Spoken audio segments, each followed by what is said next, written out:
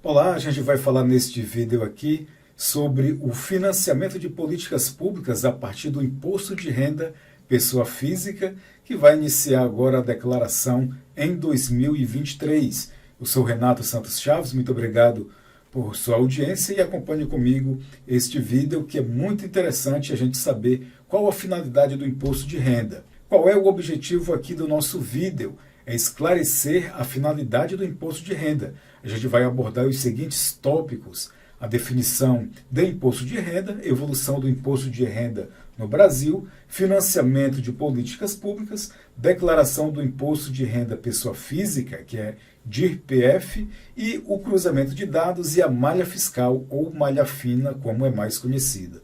As nossas principais referências a gente encontra, e buscou lá no site Normas e Artigos da Receita Federal do Brasil. Bom, então o que é a definição do imposto de renda? Imposto é uma tributação que vai incidir sobre a renda obtida por pessoas físicas, no caso do imposto de renda. Ele é classificado como um imposto direto porque incide sobre a renda e a riqueza, que é o patrimônio da pessoa. É um imposto progressivo porque ele tem um aumento na contribuição. O aumento da contribuição é proporcionalmente maior que o aumento na renda do cidadão. E é um imposto sobre fontes porque ele incide sobre a renda. Qual é a fonte? É a renda da pessoa física. Nós também temos o imposto pessoa jurídica, mas nós estamos falando aqui especificamente do imposto de renda pessoa física. E aqui nós temos a tabela da incidência mensal do imposto, desde 2015, e a gente verifica aqui a base de cálculo, ou seja, qual é o valor que vai incidir a alíquota, que é essa porcentagem aqui. Quando se aplica a porcentagem sobre a base de cálculo, retira uma parcela, que é a parcela deduzida do imposto de renda, e aí se encontra o valor do imposto de renda a pagar. Muito bem, agora a gente vai falar da evolução do imposto de renda. Ele tem lá a sua história, desde o século XVIII, 1700, na Inglaterra. No entanto, no Brasil, efetivamente e legalmente falando, nós temos, a partir de 1922, previsto com esse nome aqui, Imposto de Renda, Lei 4.625, de 31 de dezembro de 1922, lá no título 4º, falando sobre Imposto de Renda. Essa lei é a lei orçamentária para o exercício de 2023. E o que a gente observa do Imposto de Renda de 2022, que ele não fazia diferenciação entre Imposto de Renda pessoa física e Imposto de Renda pessoa jurídica. Tanto é que ele fala aqui que incidirá o imposto sobre dividendos e quaisquer outros produtos e ações, inclusive importâncias retiradas do fundo de reserva ou de qualquer outro, falando aqui sobre empresas. Muito bem, mas evoluiu, inclusive, o parque tecnológico, a informática, a internet, propiciando também melhor fiscalização e a melhor declaração do imposto de renda. E sobre financiamento de políticas públicas, para que serve o imposto de renda? Nós temos na Constituição Federal o capítulo que vai falar das transferências constitucionais e também da aplicação federal de recursos públicos. Na Constituição Federal, a gente tem a parte que fala de repartição de receitas tributárias, inclusive a gente tem uma aula específica no nosso curso de Direito Financeiro e Orçamentário, que essa repartição de receitas tributárias, por exemplo, a União arrecada recursos, imposto de renda, e vai repassar um percentual para estados e para municípios. E os estados, por sua vez, passarão recursos para respectivos municípios. No caso específico do imposto de renda, tanto pessoa física quanto pessoa jurídica, 50% do que é arrecadado, mais o imposto sobre produtos industrializados, o IPI, ele é repassado para formar o Fundo de Participação dos Estados e também do Distrito Federal, o FPE, e o Fundo de Participação dos Municípios, o FPM. E quando a gente olha para muitos municípios brasileiros, pequenos municípios, a principal fonte de recursos é o Fundo de Participação dos Municípios. E a principal origem dos recursos é qual? É o imposto de renda, inclusive o imposto de renda pessoa física que nós declaramos.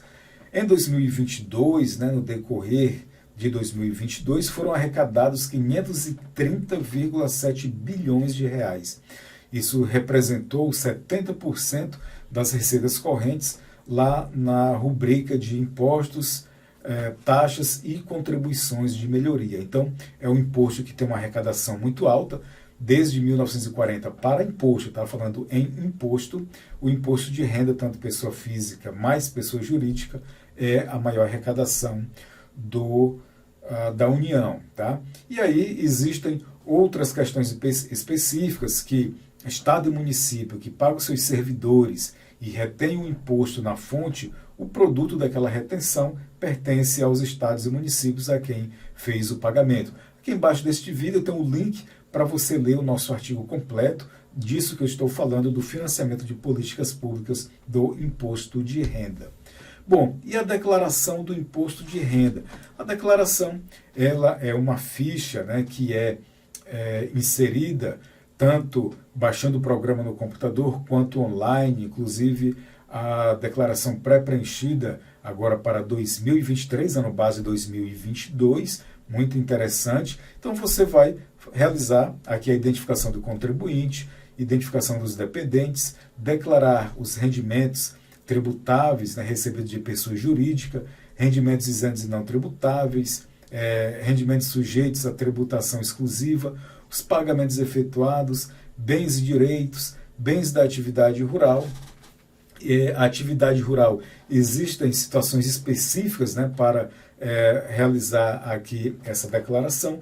Então, de posse de todos os documentos, nessa declaração, ela é inserida no sistema da Receita Federal do Brasil, e aí o sistema vai calcular o imposto, né, qual é o imposto, qual é a melhor opção, a opção para a entrega, né, e a declaração completa ou ela resumida. Então, basicamente, o imposto de renda declaração é a alimentação desses dados.